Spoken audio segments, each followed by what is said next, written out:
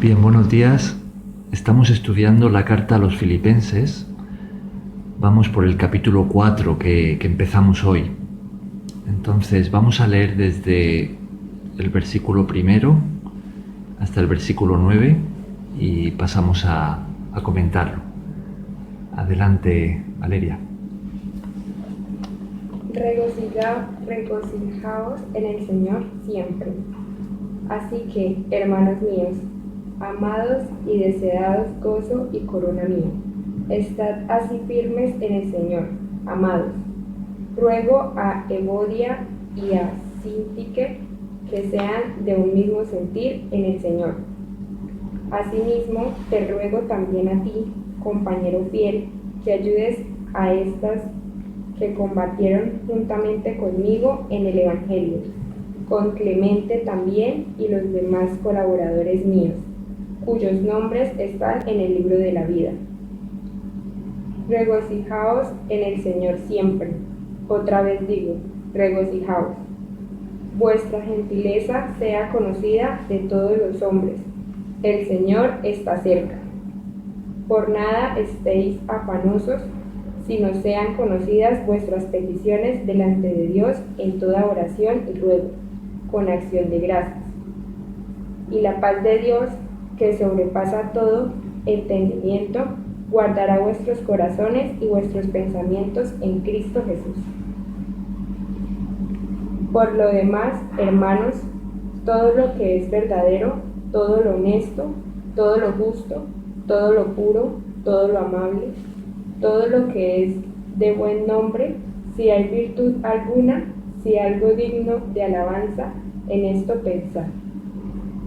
Lo que aprendisteis y recibisteis y oísteis y visteis en mí, esto haced, y el Dios de paz estará con vosotros. Muy bien, hasta ahí. Bien, pues vamos a comentar este capítulo 4. Vamos a leer nuevamente el versículo 1. ¿Lo lees tú, Jaime? Regocijaos en el Señor siempre. Así que, hermanos míos, amados y añorados, mi alegría y mi corona, manteneos firmes en el Señor, amados míos. Esa es la versión del 2020, ¿no? La Reina Valera 2020. Muy bien. Entonces, fijaos que lo primero que tenemos aquí, en este capítulo,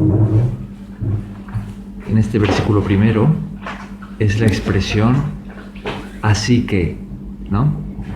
¿Lo veis allí? Así que. Ese así que relaciona lo que va a decir a continuación con lo anterior, ¿no? El capítulo, si empieza diciendo así que, es porque está conectando algo que ha dicho anteriormente con lo que va a decir a continuación. Entonces, si recordamos anteriormente en el capítulo 3, el apóstol Pablo había estado escribiendo sobre, por un lado, sobre los falsos maestros que estaban enseñando algo distinto de lo que habían enseñado los apóstoles en el nombre de Jesús. Estaban enseñando lo que Pablo había llamado en su carta a los Gálatas un evangelio diferente, corrompido, que es algo que también sucede hoy. Pasa incluso en iglesias y en canales cristianos, que no siempre todo el que enseña algo en el nombre de Dios pues es necesariamente lo que enseña la Biblia, ¿no? Puede ser algo distinto, algo mezclado, parte de verdad, parte de mentira, ¿no? Y eso es lo que estaba sucediendo también ya en el primer siglo, ¿no? Porque esto se escribió en el primer siglo. Entonces, en el capítulo anterior habíamos estado hablando de eso, de la falsa doctrina que transmitían los judaizantes, Y también, si os acordáis, estuvimos hablando, o el apóstol Pablo estuvo escribiendo, pues un poquito acerca de su testimonio, de que él antes era un judío fariseo que era muy estricto en la ley de Moisés y que él perseguía a los cristianos porque los consideraba herejes, hasta que él tuvo su propio encuentro personal con Jesús. El Jesús resucitado se le apareció a Pablo, se llamaba Saulo, Saulo de Tarso, y entonces él se convirtió y finalmente pues se volvió lo que llamaríamos un misionero, ¿no? Viajando, predicando el Evangelio. Ayer teníamos un misionero aquí, ¿no? Que estaba compartiendo un poco sus experiencias con nosotros. Entonces él había renunciado a todo lo que era, a todo lo que él había conseguido en su antigua vida, para vivir una nueva vida ahora sirviendo a Cristo.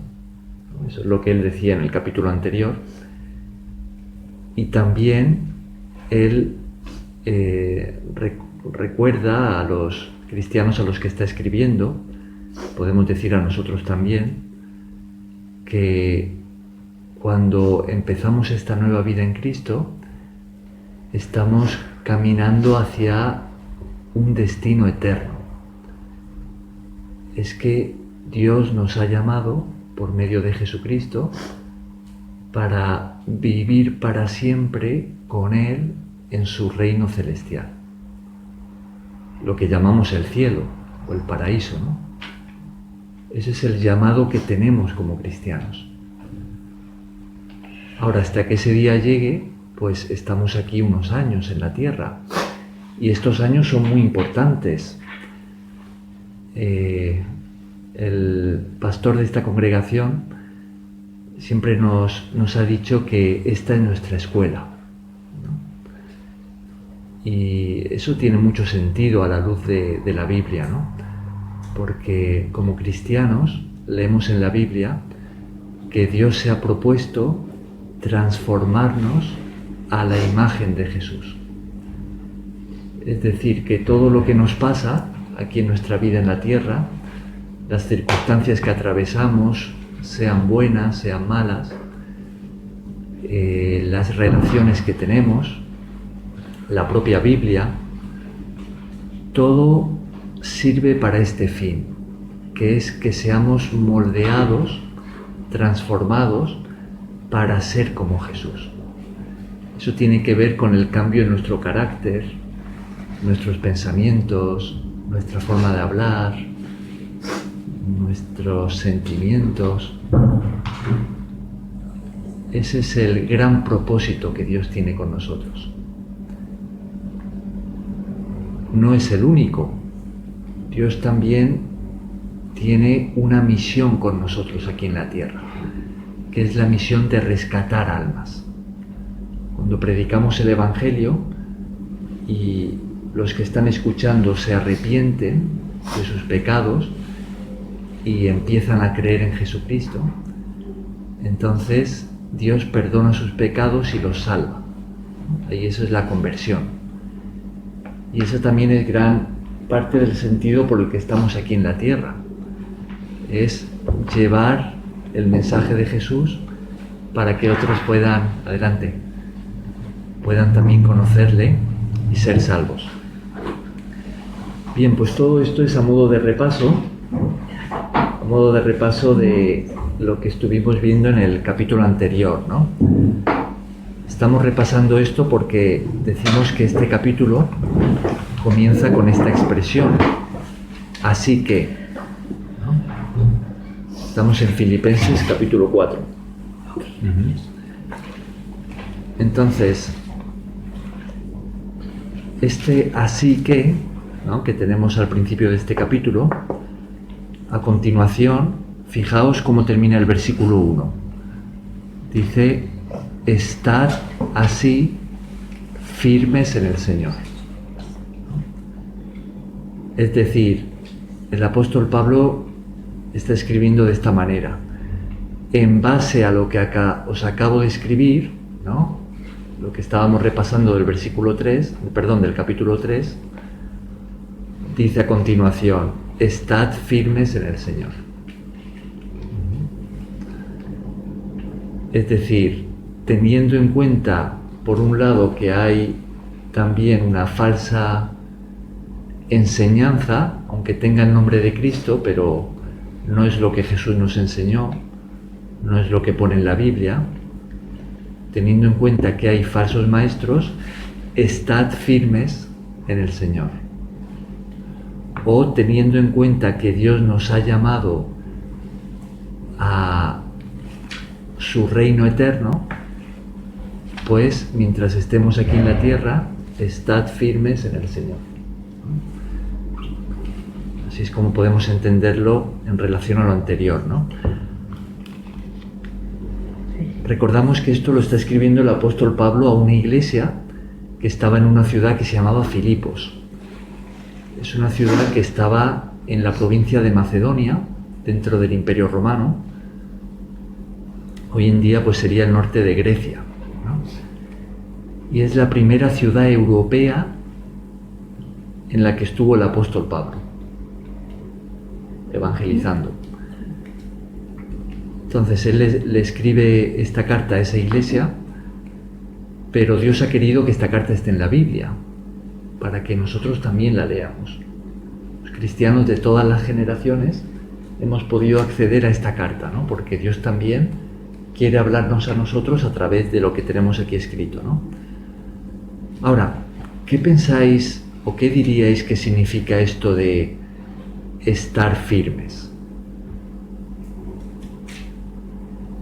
Que dice, así que estad firmes en el Señor. ¿Qué significa esto de estar firmes? Tener la fe muy verdadera, fuerte. Mantenerse en la fe, ¿no? Mantenerse en la fe. ¿La fe de qué nos habla? ¿De confianza? De confianza. Ajá. Sí.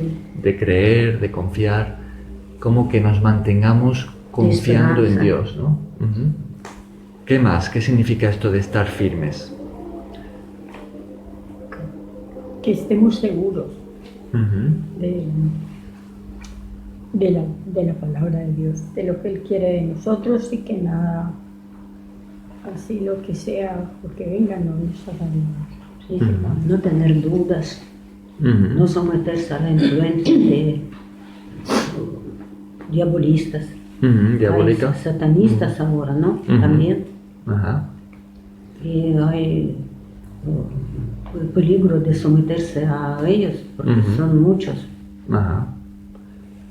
En las redes, por ejemplo, vienen videos que dicen Jesucristo no es Dios. Pues mucha gente se pone, ¿qué será lo que dice? Vamos a mirar. Todo eso desechado. Dice, mira. Ajá. ¿Diríais que este término, estar firmes, podríamos decir que es un término militar? Sí. Sí, ¿no? Nos recuerda eso, ¿no? Un ejército, ¿no? Firmes, ¿no? Sí. Ajá. En el fondo de lo que está hablando es de no dejarnos mover, ¿no? No dejarnos desviar de el camino en el que estamos, ¿no? De lo que hemos recibido. Fijaos que como cristianos estamos creyendo en Jesús, en su palabra, y nos hemos comprometido con Él para vivir como Él nos enseñó, para obedecer sus mandamientos. Entonces, Para confiar. confiamos en Él. Él es nuestro Salvador. Entonces, estar firme, podríamos decir que significa mantenerse en eso, ¿no? Mantenerse confiando en Jesús, mantenerse creyendo su palabra, mantenerse practicando lo que Él nos enseñó, viviendo como Él nos ha mandado, ¿no? Somos discípulos de Él si nos hemos convertido. Entonces, mantenerse firme, estar firme sería mantenerse como discípulos, ¿no? Siguiendo fielmente a Jesús, ¿no? Ahora, si el apóstol Pablo le escribe a la iglesia de estar firmes, es porque también podrían no estarlo, ¿no? Es porque hay otras influencias que pueden desviar al cristiano del camino.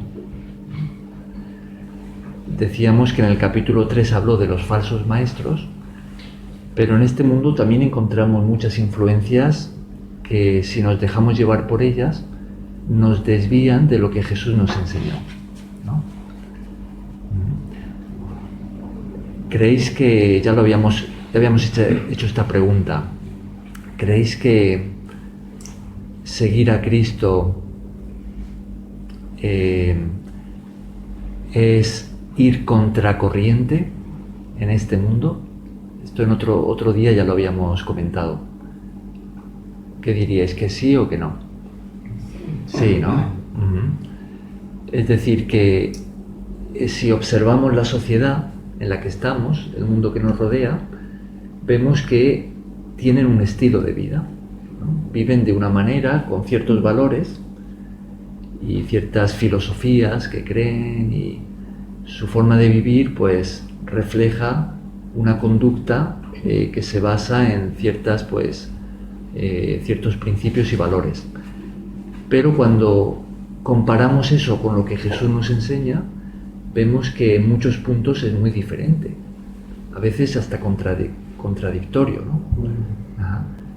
Por ejemplo, es muy normal aquí donde estamos, en nuestra sociedad, que dos personas, un hombre y una mujer, se junten y sin estar casados pues tengan relaciones. Eso es algo muy normal.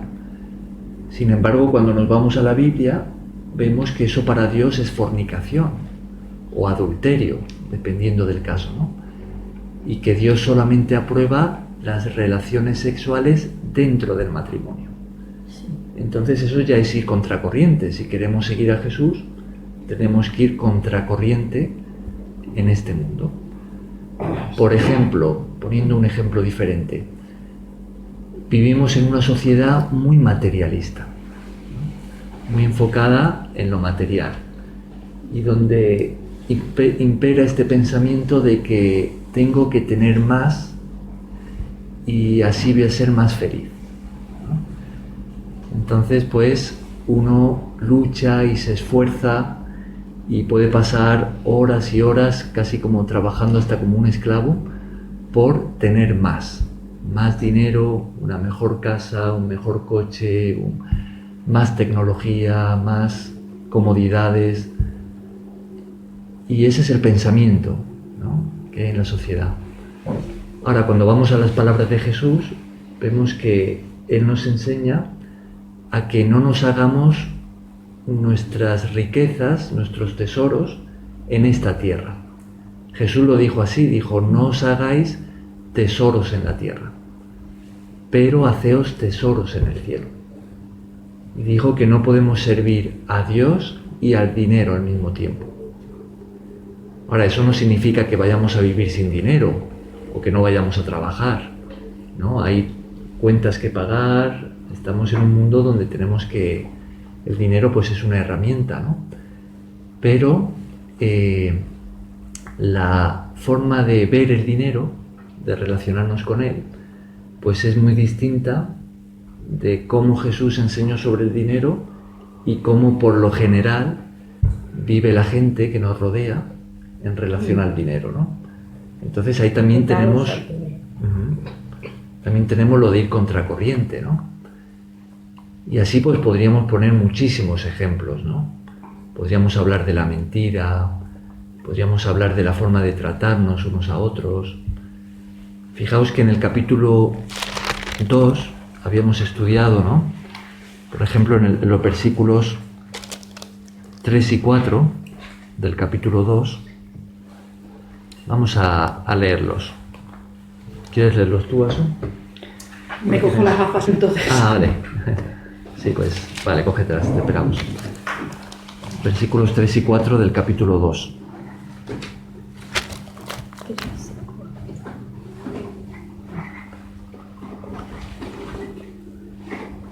Alguien otro, ¿no? Sí, lo siento. Perdón. Bueno, tranquila.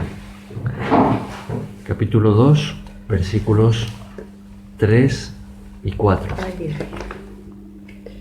El 2. 2. Capítulo 2. Versículos 3 y 4. Amén. Nada hagáis por contienda o por vanagloria, antes bien con humildad, estimando cada uno a los demás como superiores a él mismo, no mirando cada uno por el suyo propio, sino cada cual también por lo de otros. Ajá, bien, ahí.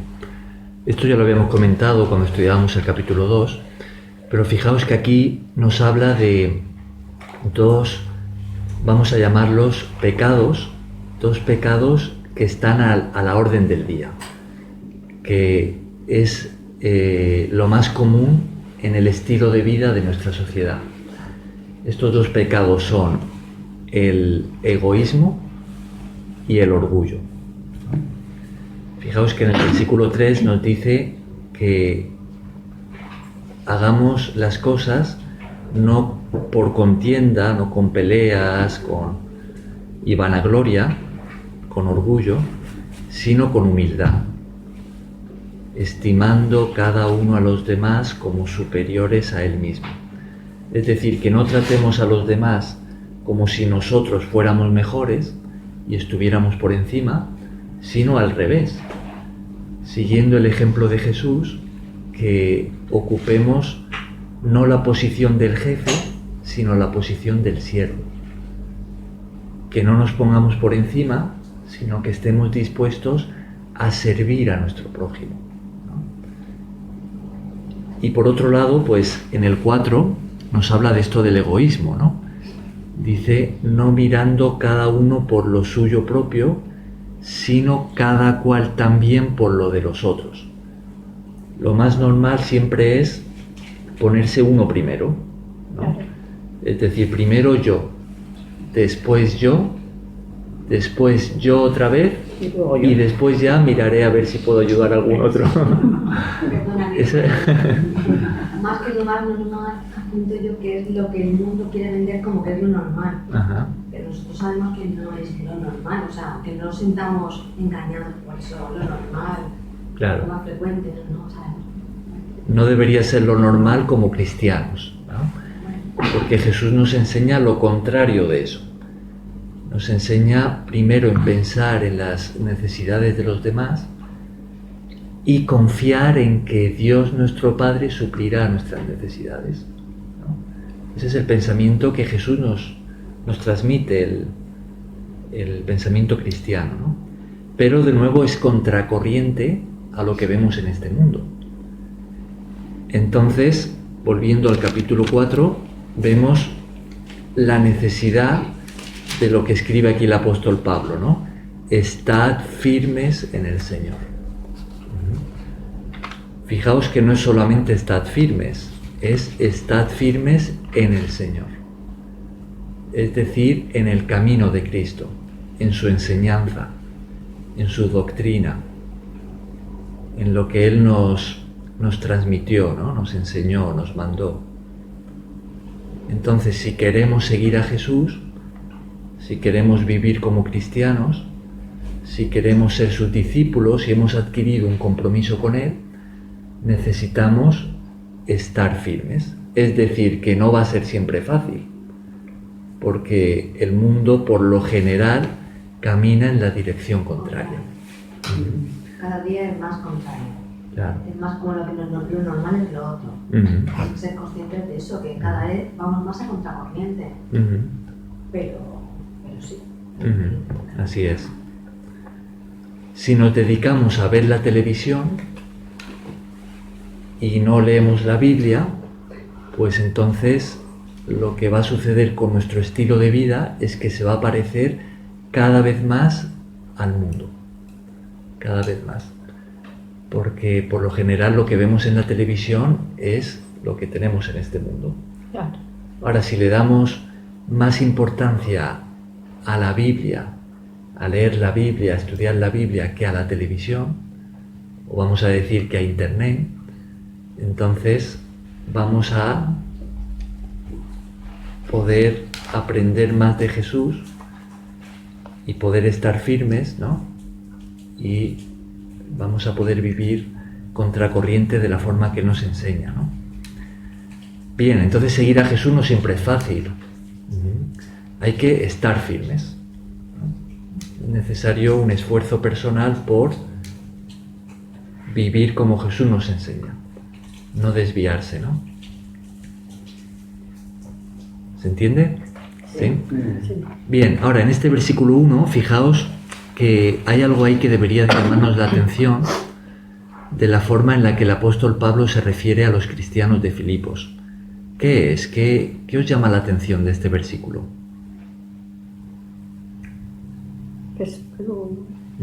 Versículo 1 del capítulo 4. Cuando dice, hermanos míos amados. Ajá. Fijaos, la palabra amados la tenemos en un solo versículo, la tenemos dos veces como la palabra amados, una que sería muy similar, que es la palabra ¿cuál? Deseados. Y también habla de los cristianos allí como gozo y corona mía.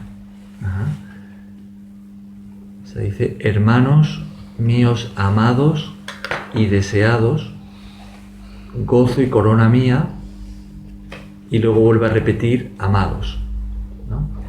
¿Qué nos dice esto acerca de cómo el apóstol Pablo veía a los cristianos de esta iglesia? Los apreciaba mucho. Los apreciaba mucho. Los amaba. Los amaba. Cuando dijo lo de gozo y corona mía, sobre todo quizás lo de corona mía, entendemos que es gozo mío también y corona mía.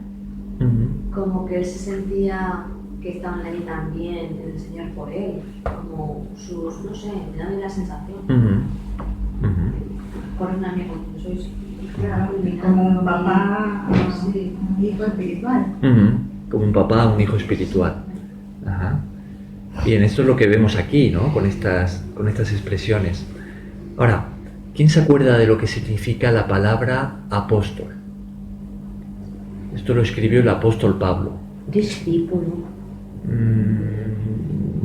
No del todo. Algo más. Discípulo, pero algo más. ¿Qué significa la palabra apóstol? Los próximos discípulos, los primeros, los más preferidos de Jesús que le seguían durante su vida terrenal. Ajá. Eran los más cercanos. Pero la palabra apóstol tiene un significado, ¿no? Una palabra griega que ¿alguien se acuerda de su significado literal? Literalmente apóstol significa enviado. Enviado. Es decir, que cuando hablamos del apóstol, en este caso del apóstol Pablo, estamos hablando de alguien enviado. Entonces eran elegidos ellos. Sí, eran elegidos. No es simplemente que aparecieron de nada, del mundo. Nuestro Señor Jesucristo los eligió y Claro. los envió. Claro. Cuando hablamos de enviados, ¿quién envió a los apóstoles? Jesús. Jesucristo los envió. Ajá. En el caso de Pablo, el Señor Jesucristo se le apareció, ¿no? Sí, Que se fue le cuando él- apareció y él ya decidió seguir a Jesucristo y él tuvo también personas que él envió a predicar la palabra de Dios. También, sí. O sea que los que prediquen la palabra de Dios quieren decir enviados, que pueden ser Ajá. como apóstoles. Eso es un punto importante porque cuando hablamos entonces de enviados, estamos hablando de una misión, ¿no? Sí. Enviados para algo, ¿no? Porque si no, no tiene sentido esto de enviados, ¿no? Entonces, el apóstol Pablo, los apóstoles, fueron enviados con una misión. Enviados, decimos, por Jesucristo, ¿no? Ahora, entonces, como apóstol, diríais que Pablo, ¿a quién representaba él?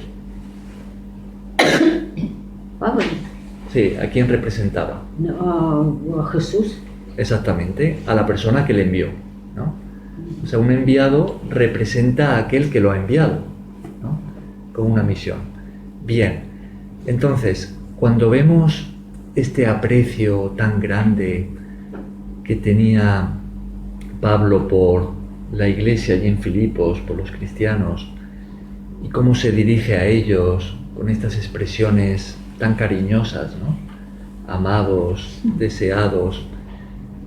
En el fondo, ¿quién es el que está teniendo este aprecio y este amor por los cristianos allí? El propio Jesús, ¿no? Sí. O sea, el apóstol Pablo, representando a su Señor, ¿no?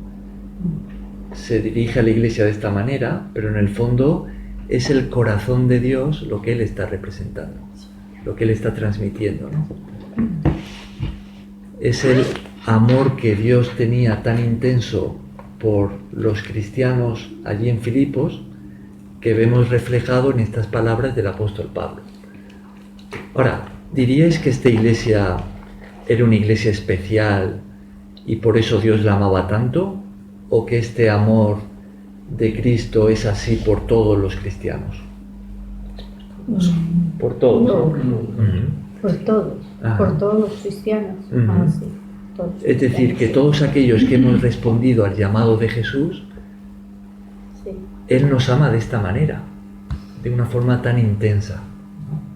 Él nos desea que estemos con Él. Por eso nos ha prometido la vida eterna, ¿no? Él nos ama y quiere que caminemos con Él, Sí. quiere que le conozcamos. Él tiene un buen plan para nuestra vida aquí en la tierra. También quiere que nosotros hablemos a las otras personas. También. Ujú. Yo quiero hacer una pregunta, no sé si es oportuna. Sí. Es que últimamente hablan de los últimos tiempos y hasta dicen que los satanistas se reunieron para pedir la venida de Satanás.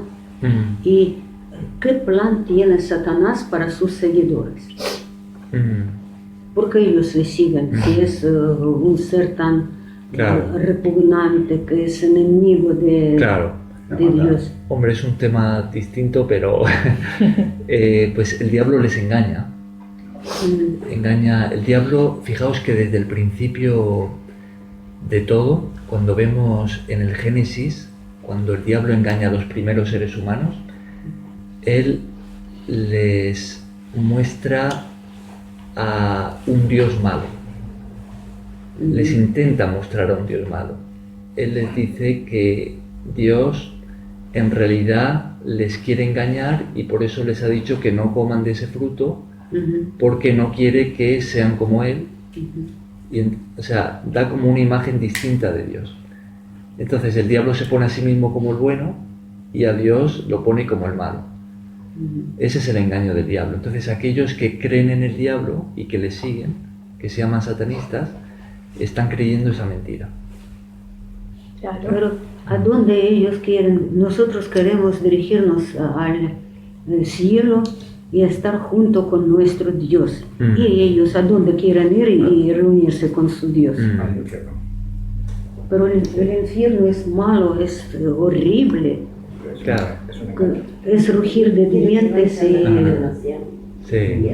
El infierno es el destino de todos los enemigos de Dios, ¿no? Ellos lo saben. Ellos están engañados. El diablo, de hecho, les prometerá vida eterna aquí en la tierra. El demonio, mire, que quiso engañar a nuestro Señor Jesucristo, le dijo: te daré todos los reinos que a mí me han sido dados, ¿cierto? Así dice, que a él se los habían dado. Entonces eso es lo que ellos quieren. Le dijo que tenían también, pues que tenían como poder. Todo lo que cuando en la tentación que Jesucristo. Pero a los seres celestes que rodean a Dios. También el creador es el Dios. Claro. Y a este diablo también. Claro, el diablo antes era un ángel. Es Claro. que pasándose de ahí. Y como él podía proponer al mismo Dios todos los bienes del mundo. A Jesús, cuando le tentó. Sí. Hombre, cuando el diablo tentó a Jesús de esa manera, el diablo le dijo a Jesús: todo esto te daré, toda la riqueza, el poder de este mundo, si me adoras. Pero todo pertenece a Dios. Claro, en realidad lo que el diablo le dijo a Jesús tenía parte de verdad, porque este mundo está, cuando Dios lo creó, Dios se lo entregó al ser humano, ¿no? A los primeros hombre y mujer y a sus descendientes, Dios les entregó el mundo.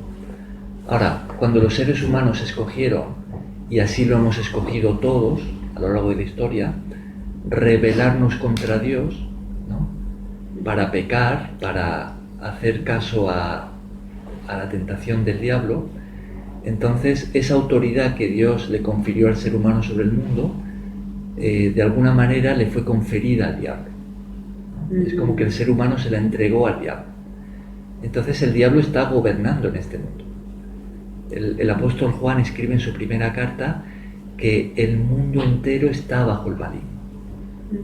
Ahora, esto tiene un tiempo, ¿no?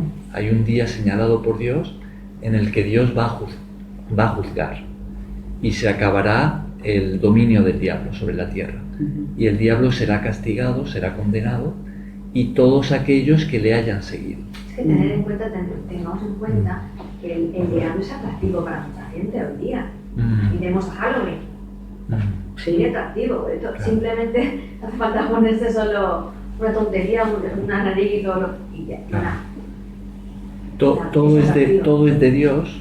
Dios es la máxima autoridad, pero Él está permitiendo que el diablo ejerza cierto dominio, cierto gobierno durante un tiempo, y las personas que escogen el pecado, escogen al diablo, ¿no? Pues tengan también pues un tiempo aquí en la tierra viviendo de esa manera, ¿no? Pero hay un día de juicio, y esto no siempre será así, ¿no? Bien, entonces volvemos al capítulo 4, versículo 1, ¿no? Sí. Entonces, el diablo es un mentiroso y él engaña a la gente. Jesús siempre dijo la verdad, ¿no? No solo dijo la verdad, sino que Él no puede mentir. Dios no puede mentir. Él es la verdad. Bien, entonces tenemos aquí que estas expresiones de amor no solamente era el amor que tenía Pablo por los cristianos allí en Filipos, sino que podemos decir que en el fondo representa el amor de Cristo por todos nosotros, ¿no? Ahora, ¿qué ha hecho Jesús para demostrarnos su amor? Dar su vida. Dar su vida. Jesús dio su vida en la cruz por nosotros, por todos. Y el Padre dar a su Hijo. Y el Padre dar a su Hijo. Entregar a su Hijo para que pagara nuestras culpas. Ah, exactamente. ¿Por qué Jesús tuvo que dar su vida por nosotros? ¿Por qué? Porque nosotros tenemos una condena de muerte. Entonces, creyendo en Él, pues Él nos da la vida. Porque Él es el dador de la vida. Ajá. Él tuvo que dar su vida porque nosotros teníamos una condena de muerte, ¿no? Es decir... Tenemos una condena de muerte, la tenemos. Ajá. Bueno, los que creen en Cristo no tienen ya esa condena de muerte, porque Él nos levantará del polvo de la tierra. Ajá. Es decir, que el pecador tiene una condena que pesa sobre sus hombros, ¿no? Ante Dios, todo el que peca adquiere una deuda, ¿no? El pecado se tiene que pagar. Eso es lo que demanda la justicia, ¿no? Y todo ser humano exceptuando a Jesús, ha pecado. Todos hemos pecado, ¿no? Entonces, cuando Jesús da su vida en la cruz, lo que está sucediendo allí es que Él voluntariamente, por amor a nosotros, ocupa nuestro lugar. Nuestro Señor Jesucristo es el único que podía pagar. Claro, porque fue el único que nunca pecó. Fue hombre y fue Dios, ¿no? Nació de madre humana, ¿no?, de María, pero su padre fue directamente Dios. Cuando Jesús nació, el apóstol Mateo escribe de él que él era Dios con nosotros, ¿no? Podríamos decir como Dios vistiéndose de hombre. El apóstol Pablo escribió de Jesús que Dios se manifestó en carne. Dios mismo se manifestó en carne. Y ese es Jesús. Ahora, Él, que vivió una vida perfecta, como ninguno de nosotros hemos podido vivir, escogió tomar nuestro lugar. Es decir, Él recibió el castigo, la condena que nosotros merecemos por haber pecado. Por eso dio su vida por nosotros. Y gracias a eso, nuestros pecados pueden ser perdonados por medio de la fe. Si creemos en Él y por supuesto nos arrepentimos, es decir, estamos dispuestos a empezar una nueva vida con Dios, eso es la conversión, ¿no? Entonces Dios perdona nuestros pecados, porque Jesús ya pagó por ellos, ¿no? Entonces ahí vemos cómo Él nos ha amado, ¿no? Nos ha amado hasta el extremo de dar la vida por nosotros. Y cómo nos ha amado el Padre también. Dando a su Hijo por nosotros, ¿no? Porque tuvo que haber sido muy, muy tremendo para el Padre ver a su Hijo allá colgando de ese palo. Claro. Exactamente. Y saber, y por ejemplo, yo me pongo a pensar cuando Él le dijo, Padre, ¿por qué me has abandonado? Yo, imagínense, decirle, ¿por qué me has abandonado? Cuando ellos dos eran tan unidos, porque Él siempre estaba orando cada vez para todo. Por ejemplo, cuando fue a elegir a los apóstoles, Él oró para que le dijera cuáles eran sus apóstoles, ¿cierto? Sí, dice que Él oró para eso. O sea, que tampoco comprendo. Si Dios es el único ser que es Padre, Hijo y Espíritu Santo, ¿a quién entonces llamaba el Dios encarnado, el Jesús? Claro. ¿A quién se dirigía? Claro. Eso es lo que conocemos como el misterio de la Trinidad, ¿no? Porque cuando decimos que Jesús es Dios, ¿no? No estamos hablando, o sea, estamos hablando de Jesús como Dios, pero Jesús no es el Padre. Es que, claro, cuando hablamos de la Trinidad nos referimos a esto, nos referimos a que Dios se ha manifestado en forma de tres personas distintas que son un solo Dios. Es un poquito fuera de mí. Claro, es un poquito difícil de entender para nosotros, ¿no? Pero es la forma en la que Dios se ha revelado. Dios se ha revelado como tres personas, porque claro, en el Antiguo Testamento esto no era tan claro, ¿no? Entonces lo que sí que estaba claro es que existía un solo Dios, creador de todas las cosas, todopoderoso, que todo lo sabe, ¿no? Dios que se reveló como, o sea, se dio a conocer con un nombre, ¿no? Que de ese nombre solo nos han llegado las consonantes, porque el hebreo antiguo solo se escribía en consonantes. El moderno también. Claro, ¿sí? Entonces la gente no sabía, la gente sabía pronunciarlo, pero dejó de pronunciar el nombre de Dios, y cuando leían las escrituras, en lugar de pronunciar el nombre decían el Señor. Entonces la pronunciación original en realidad se ha perdido. Entonces hoy en día, al darle vocales, pues una forma de pronunciarlo sería Jehová y otra forma sería Yahvé. Yahvé, ¿no? Pero realmente no sabemos cómo se pronunciaba.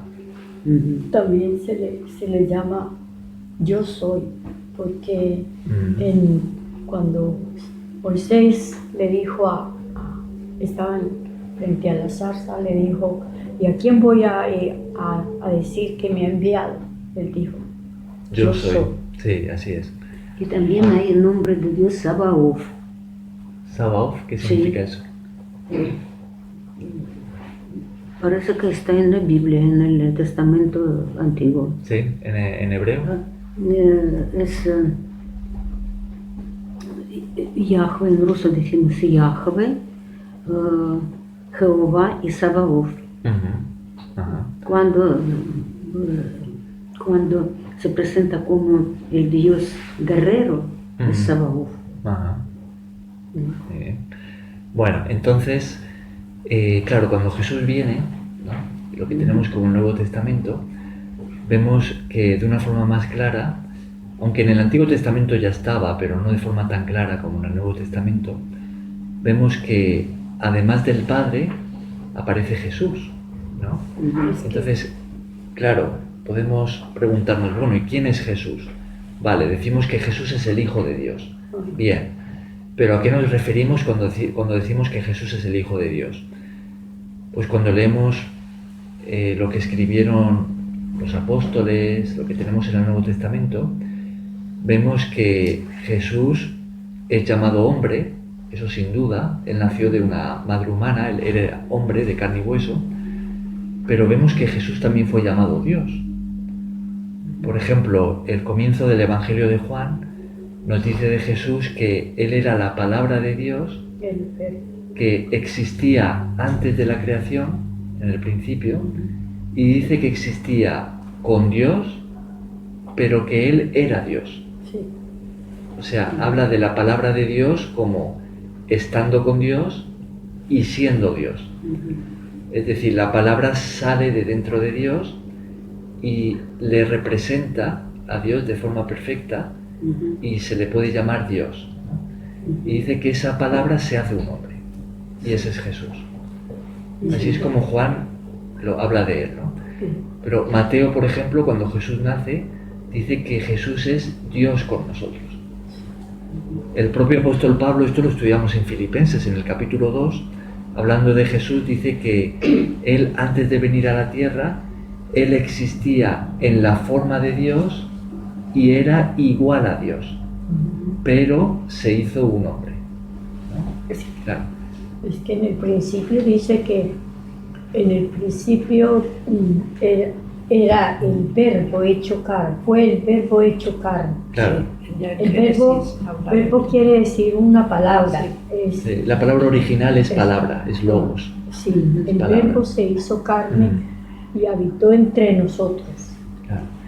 Entonces, claro, tenemos que Jesús como hombre hablaba con el Padre, hablaba con Dios, pero vemos que Jesús también es llamado Dios. Y mire que dice que por Él todas las cosas fueron hechas. Sí. Y sin Él nada fue hecho. Jesús es el creador. Que Jesús es Dios. O sea, Dios Padre creó todo a través de Jesús. Pero no solamente está Jesús, también en el Nuevo Testamento encontramos al Espíritu Santo. También lo tenemos en el Antiguo, pero se nos habla del Espíritu Santo como Dios. Y también aparece el Espíritu Santo como alguien distinto del Padre, distinto de Jesús, pero a la vez los tres están perfectamente unidos como un solo Dios. Sigue teniendo algo de misterio para nosotros, pero es la forma en la que Dios se ha presentado. Así es como lo tenemos en el Nuevo Testamento.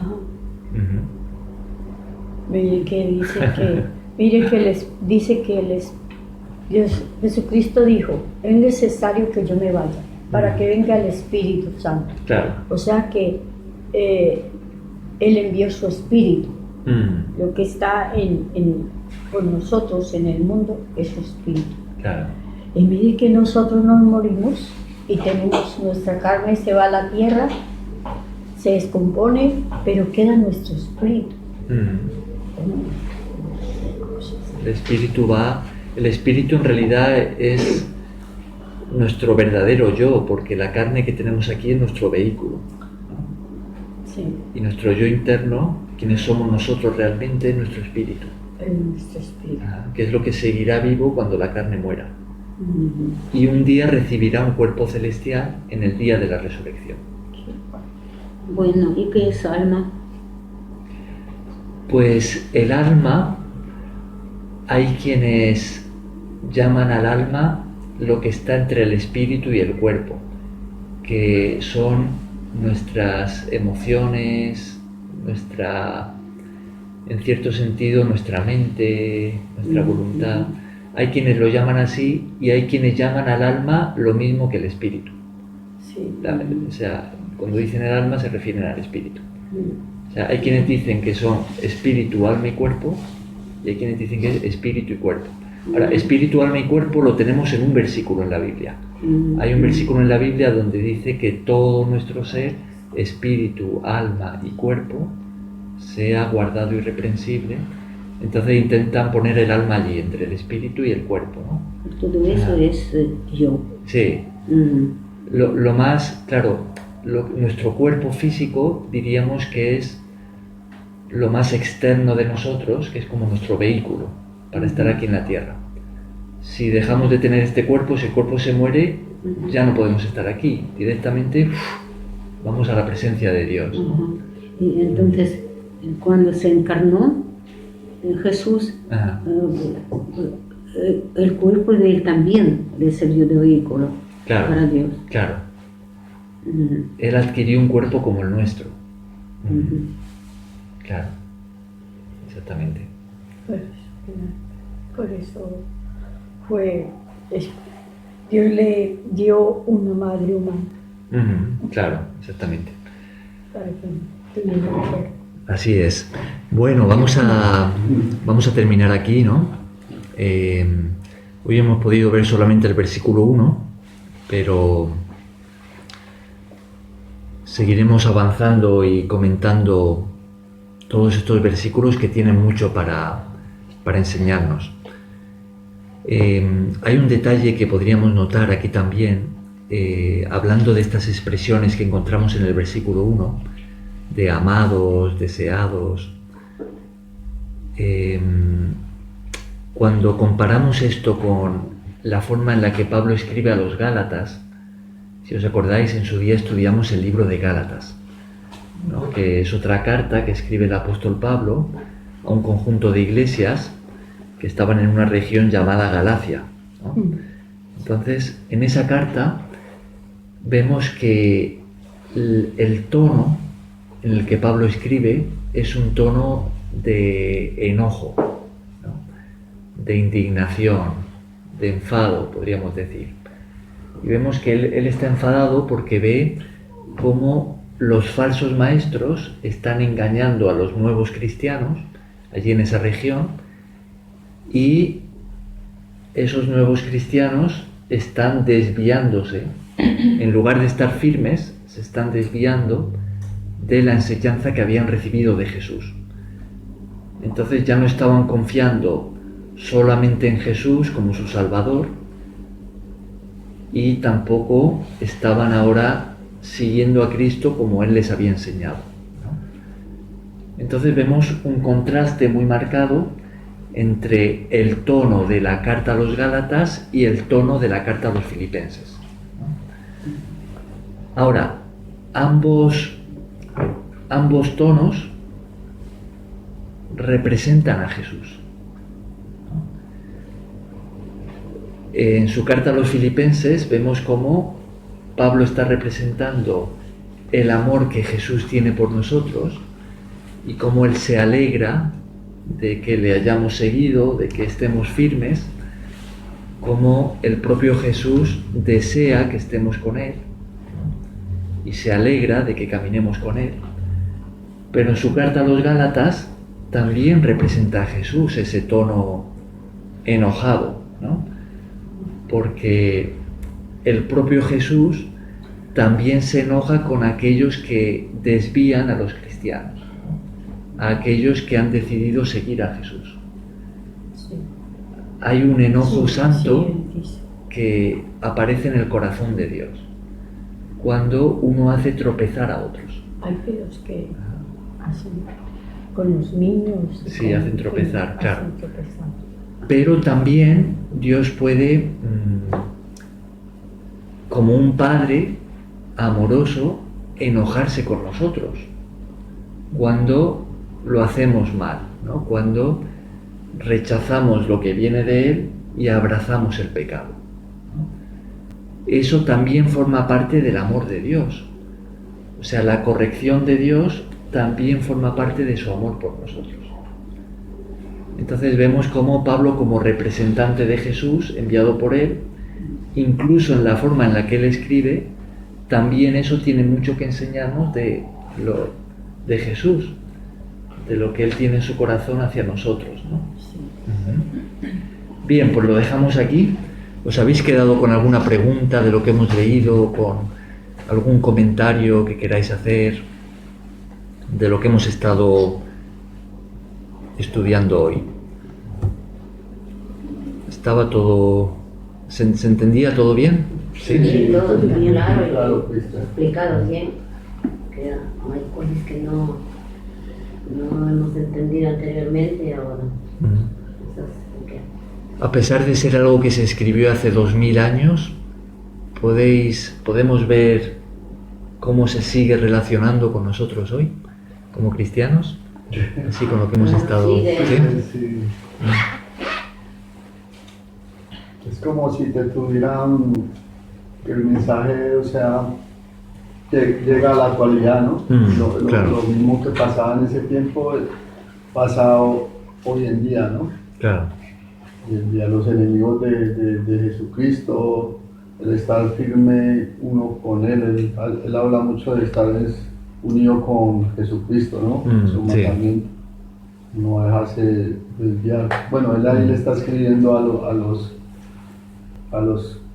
alumnos de él para que no se desvíen, no se predique otra cosa que era lo que pretendían otros jefes de iglesia, ¿no? Que querían predicar lo del Antiguo Testamento y las leyes del hombre. Entonces no era eso lo que cuando Jesucristo fallece por nosotros nos reconciliamos con Dios, ¿no? Sí. Él nos reconcilia. Para nosotros hablar con Dios necesitamos hablar por medio de Jesucristo, es que no hay otra forma. Claro. Porque el hombre es pecaminoso, el hombre es... Claro. Jesús es nuestro Salvador. Sí. Claro, así es. Muy bien.